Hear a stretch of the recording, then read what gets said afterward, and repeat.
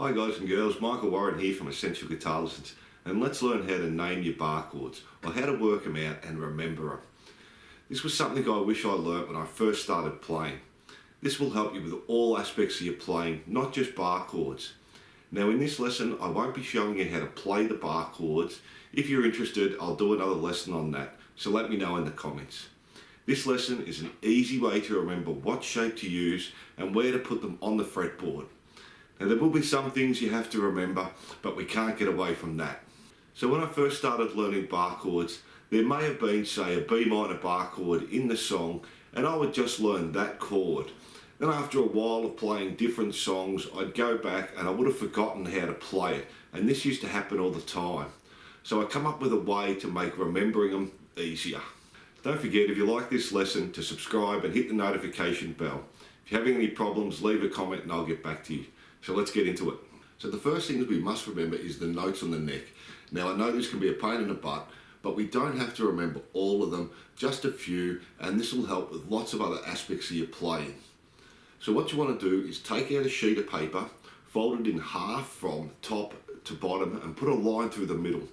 On the top part we're going to do the E string, and our frets we're going to use the 1st fret, 3rd, 5th, 7th and 8th. And under that we're going to write F, G, A, B and C. Now we want to remember those.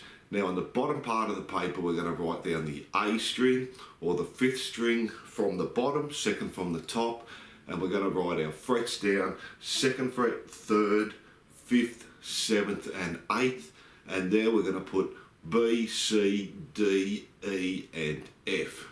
And that's it, that's all you have to remember. Most of the bar chord root notes come off these 2 strings. Now to help you remember these notes, sit with someone and get them to call out the notes and you find them. Now once you can remember these, the sharps and flats are easy, so we don't have to remember the sharps and flats. A sharp is moving up the neck 1 fret and a flat is moving down the neck 1 fret. So if I know where G is, I know G is on my 3rd fret on my top E string. If I want to make it sharp, just move forward a fret. Now I'm playing G sharp. If I move back, so I'm playing G 3rd fret. If I move 1 fret back down the neck, I'm now playing G flat. Let's do another one. We have D. If I want to make it D sharp, just move it forward 1 fret. Back to D again on the 5th fret, and if I want to make it flat, just go back a fret, and now I'm playing D flat. So you don't have to remember the flats and sharps, it's easy once you know the F, G, A, B, C, and the B, C, D, E and F just either move forward a fret or back 1 fret. The next step is remembering the 4 shapes we use for bar chords. Now these are not the only bar chords we have or the only shapes we have, but they are the ones you'll use the most. And once you know these, the rest are fairly easily, and over time you'll remember them. So let's put them on our chart now. So our first shape is going to be a major shape. Now we can put these in any part of the neck. For the moment we'll just do them on the 3rd fret. In our chart, don't worry about putting what fret they're on. So we're going to bar all the strings with 1 finger.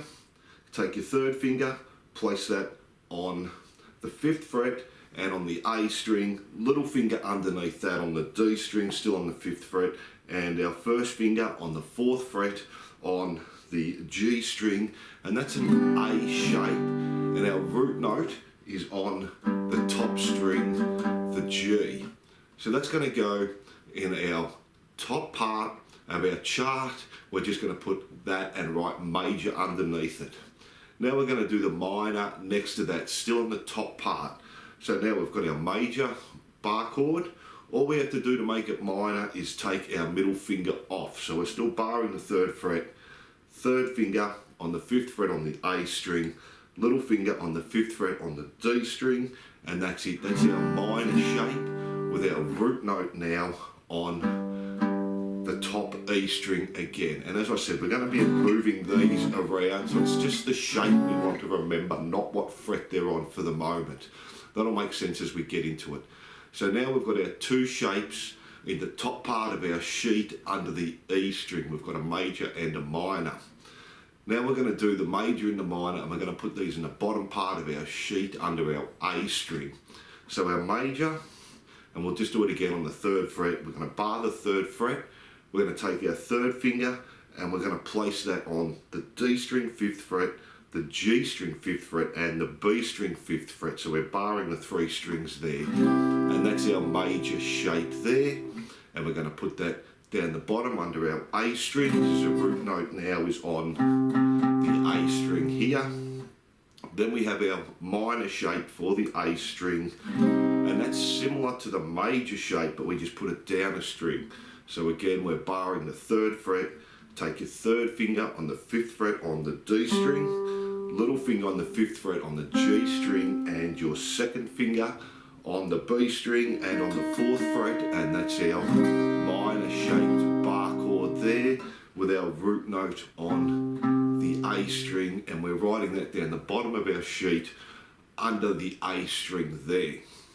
So now let's go through the system and how it works. Now with your sheet, don't forget to write major and minor under each chord so you know what shape is what. Also be careful with the minor on the A string and the major on the E string. They're very similar, but they sound completely different. The fingering's similar, we're just going down a string, so just be careful with that. So that's the hard part, writing it all out. Now that you've done that, it's really easy to work out the chords. So let's go through it. Let's say I wanted to do a G major bar chord. What I do is first I find the G. As you see, it's on the top part of my sheet, 3rd fret. So there's our G there. That's where my bar is going to be, so that's where I'm going to be covering all the strings. Once I've found the G and I've worked out it's in the top part, I don't look at the bottom part, so you can fold that under there. Then I've said major. So we look at the 2 chords, we find the major chord, 3rd fret, because we said G's on the 3rd fret, and I do the major shape, and that's G major. Let's do another one. Let's say I wanted to find F major. Again, I look at my sheet and I find F. I work out that F is on my 1st fret on my top string. So again, I'm using the top half of my sheet. I fold the other bottom half underneath because I'm not using that. And I find the major shape again. And it's on the 1st fret because that's where F is. So that's where we're barring. And do my major shape there. So we've got an F major. Let's say I wanted to do a minor shape. And let's do A minor. So again, I just find A on my sheet, what fret it's on. We know that that's on the 5th fret, and again, we're using the top half of our sheet. So we fold the bottom half under, we don't need that. I've got the A on the 5th fret, so that's where I'm barring. And I look at the shapes, major or minor. I said A minor, so we're doing the minor shape there. And now I have A minor. Let's say I want to find D minor now. I know I find the D. That's on the 5th fret on the A string this time. So we're not using the top half of the sheet, so you can fold that under. D is on the 5th fret, so that's where we're barring, and I said D minor. We find the minor shape, and we can see that there, and we have a D minor. Let's do another one. Let's say I wanted to do D major. Again, I find the D 5th fret on the A string. That's where I'm barring, but this time I want to do major, so D major. I find my major shape, and there it is there. So that's really easy. Now you can also see we have 2 B's, 2 C's, and 2 F's. So if I was playing a song, I could use either one. Just be really careful not to mix it up. So let's say I wanted to do B minor. I can look on my sheet, I can find B on the 2nd fret on the A string there. So I get rid of the top part, fold it under, and I said B minor. So we look for our shape, our minor shape. There's B minor. Now I could also find B minor or B on the top string. So I find my B on the top string, and that's up on the 7th fret. So this time I fold my bottom half of my sheet under, I don't need that. I've got my B on my 7th fret, and I look for my minor shape, and there it is there. So they're both the same chord, B minor or B minor. Now when you're in a song, you can use either one. I would go for whatever's close. So if I was playing an A, I wouldn't jump all the way up to that B minor. I'd go A, B minor there.